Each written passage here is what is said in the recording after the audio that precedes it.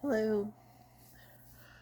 Um, I guess to start, I'm just going to admit that yes, I am sick. I'm really sorry about it. I actually considered not doing the video and waiting until I was totally over it, and then I'm like, yeah, but then I would miss the anyway. Yeah. So I'm sorry if I sound less than normal, if I look less than normal.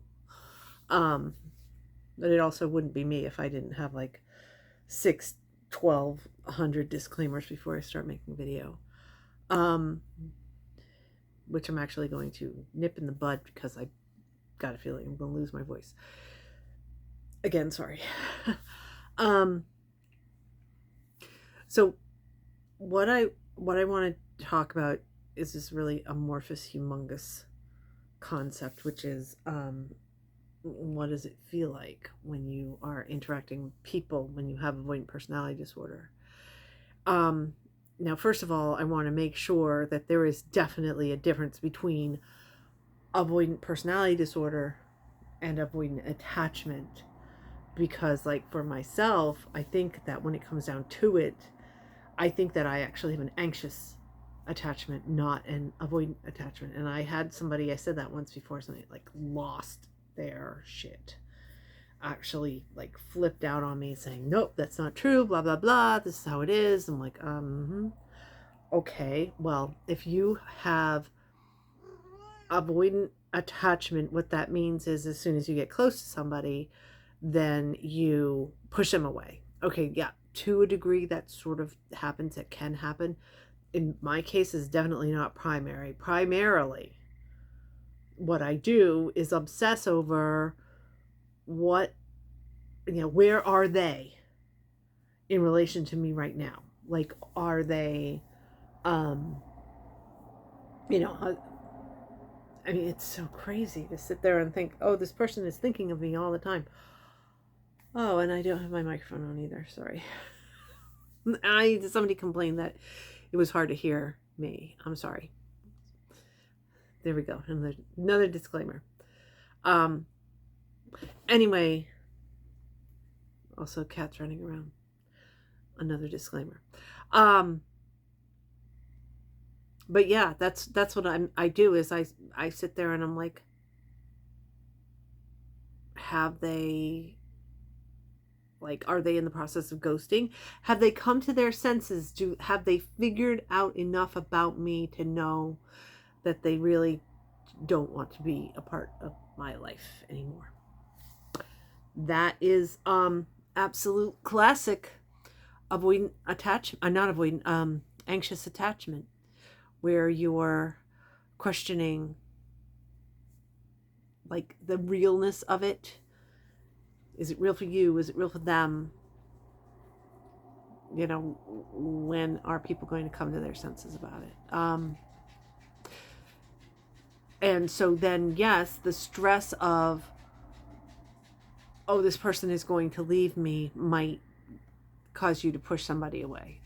And that would be what would look like an avoidant attachment. But I think that in most cases, I mean, I could be wrong. Again, I'm just one person. But from what I've heard, the way people describe things, um, it seems more like an anxious. And if you really pay attention to what these qualities are and not like look at the words, because again, people say, oh, I must have avoidant personality disorder, when in fact they're just depressed because they're avoiding interacting with people. That's not what avoidant personality disorder is. Anyway, so how does it feel to have people in your life? In my case, it is extremely extreme. Let's call it that. It's on the edges. Um, if people want to interact with me, it takes me forever. I'm talking years and years and years before I think it's anything other than a transactional type relationship. Like, I must be giving them something that they need or want, or else why would they want to have anything to do with me? Again, it's the, oh, they don't know me, because if they did, they wouldn't want anything to do with me way of thinking. And also, I never let anybody get to know me. People know lots and lots and lots of facts about me, like, tons of them. People know a lot about my history. People know I've got 2 cats. I've got my son. Blah blah blah. Um, I use those facts to keep people at a distance. So if somebody knows stuff about me that's more than just the facts, which I don't even know what that would be, to tell the truth. Honestly, I don't know what that would be. I think I am the facts that I give people, and that's the level that people can interact with me, and they can't interact any deeper. But so that's how I feel. I feel that either the people can get something out of me, and that's why they want to have anything to do with me. The alternative is that there's something like majorly off with them, that they don't understand that I'm not somebody that they should not be interacting with, and that therefore they're dangerous. And then if somebody somehow has drilled through that extreme binary, then I worry that that these people are aware of exactly what, or at least to a degree, what they're dealing with when it comes to me, and they are just like, angels on earth or whatever. And I know people that know me would absolutely puke at that description, but they're definitely better people than the average people in the world, because they can know that somebody is truly unworthy, is what my way of looking at it is. And they still want to interact, and they accept it, and they look past it to see. And the thing is, that's like kind of normal, it's kind of, that's how everybody is, that they think, okay, well, this is how people are. They're, everybody has their flaws, and that's okay. Okay, it's okay for other people. It's not okay for me to have flaws. It's not okay for me to be human. It's not okay. It makes me ineligible, because no, I'm just ineligible. Okay, so there. That's the baseline. That's how I think. So, what is it like to actually interact with people? Okay. So,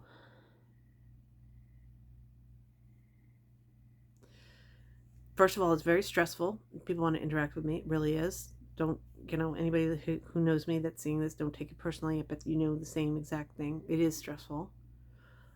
It's also stressful not to have anybody around. I guess life is stressful. It becomes this is hard to talk about. It becomes like a source of pride if somebody wants to interact with me.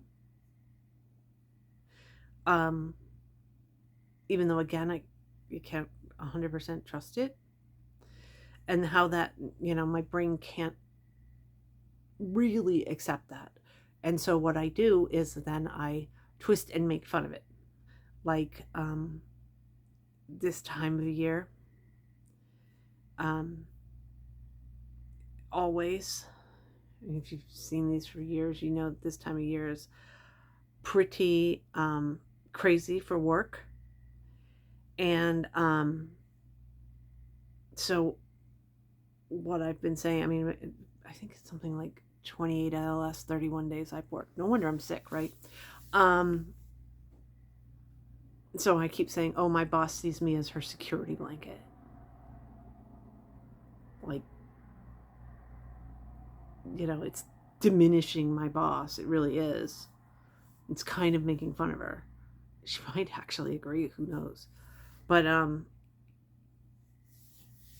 that's what I have to do. I have to knock someone down if it can't be like, it's so weird.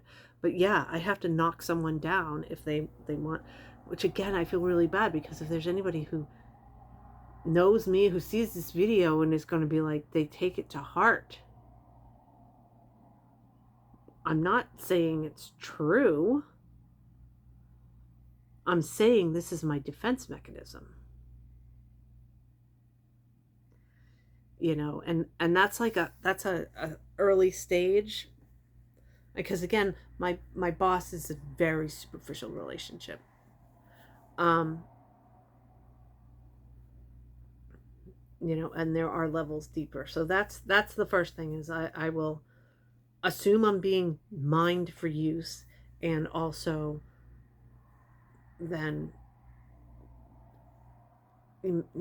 sort of diminish the person there, because I've got no reason to believe that there's anything nefarious going on, really.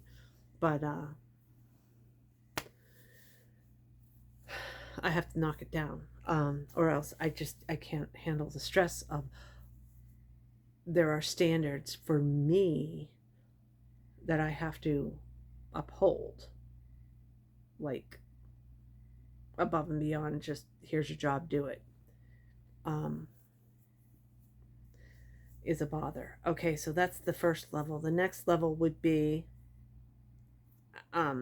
acquaintances that interact with me, because there is no sort of transaction there. If it's an acquaintance and they're not like a client or a work situation, it's like, wait, what?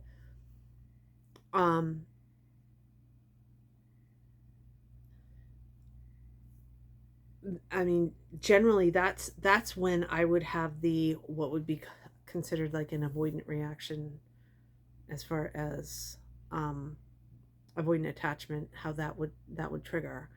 I'd get away quick right then and there. I'm like, okay, well, that would be the situation like if I'm grocery shopping and the checkout person recognizes me. I'm like, okay, that's it, never going to this store again. That is avoidant attachment. But that's not even like an attachment thing. That's not even yet at the level to have a relationship. Therefore, it's not really an avoidant attachment. I can see why people would be confused by that, but it's not, because you don't have a relationship with this person. So you're not having an avoidant attachment. You're just fleeing. That's, flight, fright, flee, whatever they are. That's a flight reaction, response to fear, and response to threat, because to me, that's a threat.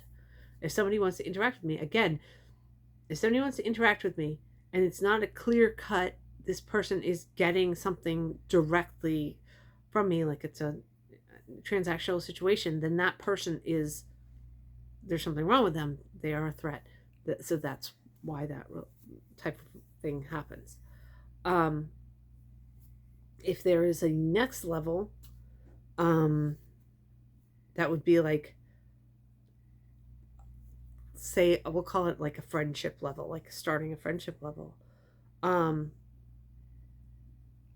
feel like I can't really talk about it as much as I would have been able to talk about it, because at this point, and I've said this before, and this is unique, I think. Who knows? I don't know. I've always been told I've been uniquely broken, so maybe this isn't unique. Maybe there's other people like this. But I feel like I know, once people really understand what avoidant personality disorder is, people take it to heart, and it bothers them. And so I don't want them bothered by me. I mean, yes, everybody bothers somebody in a certain way, but this one is pretty harsh. And I just, if I like somebody, why would I want them to experience something pretty harsh, right? So I feel like it's not even like the not eligible. It's more like morally, I have no right to impose myself on somebody. Um, so again, this is a gray area. So what's it like to become friends with somebody? First of all, it takes years and years and years. It takes a long time. You're never going to have like an instant best bud if you have avoidant personality disorder. Um, there's a lot of testing involved, and I hate that, and that is just a fact. And I'm not the only one who said it. I think everybody I've ever talked to has said it. And some people are better about accepting that they need to test than others. But yeah, that testing is real. Where you see how people react to certain things, how people react to you, how people react to you disappearing on them or whatever. How people react when you come back out of the blue. Are they mad at you because you disappeared, or are they just happy to see you, or are they just neutral? Neutral's the best, obviously. But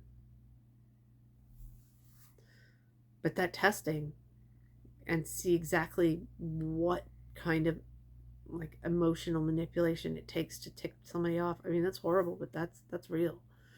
That is necessary for somebody to be a friend. They've got to pass all that.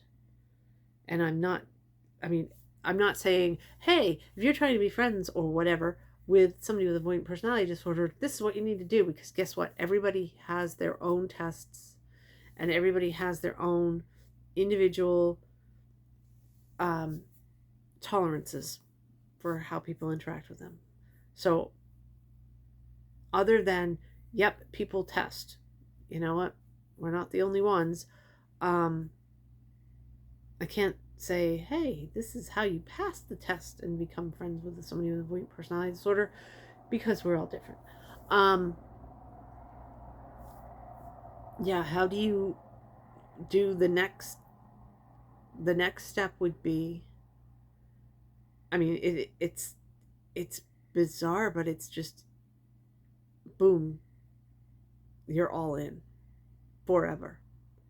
And the people who are in your life, I mean, hopefully they're not going to totally take advantage of you for that.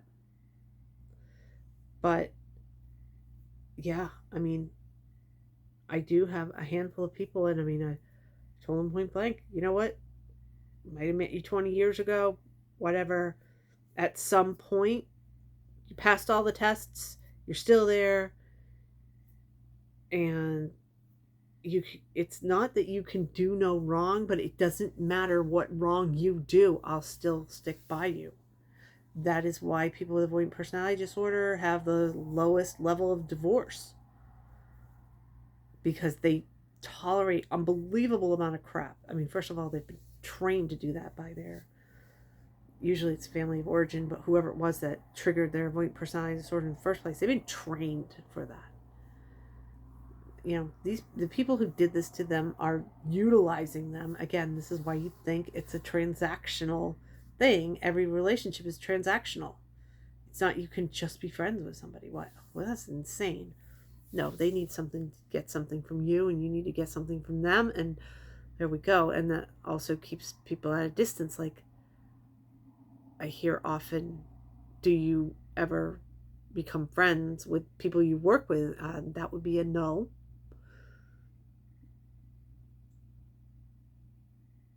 Basically, no. Because I work with them. So there is a limit and a barrier, and it can't go past that. I've had people I work with who think that that barrier has been breached, and they think that we're pals. And it's just because, and I'm sitting there going, yeah, but I'm just going through the motions. I'm just showing up the way people show up. It's not, and they're like, yeah, but nobody else did. I'm like, yeah, but this is what people do. They're like, yeah, but that's what friends do. And I'm like, no, that's what people do. I, I don't know. This is basic decency. Somebody needs some help, you help them out, right? Not always. And so it's usually they had something happen in their background where they couldn't depend on anybody for any reason. So if you're just like, treating somebody with humanity, they might see that as, oh, you're telling me that we're best friends. I'm like, really? You're my coworker and I'll help you out because that's what I'm supposed to do. But beyond that, that's all. What? I mean, it's weird, but I mean, it's this is definitely not an avoidant thing, but the equivalent I think is people who think somebody's being nice to them means automatically they're flirting. No, no, that's strange. To me, that's strange. To a lot of people, that's strange. Um, anyway, so I think those are the levels of what it's like to have somebody in your life and the kind of stress that you feel when they are in your life. And I didn't lose my voice. I'm sure I sound silly. Anyway, so I think I'm going to stop there before I start rambling and repeating myself. Um, anyway, and I'll see you next week.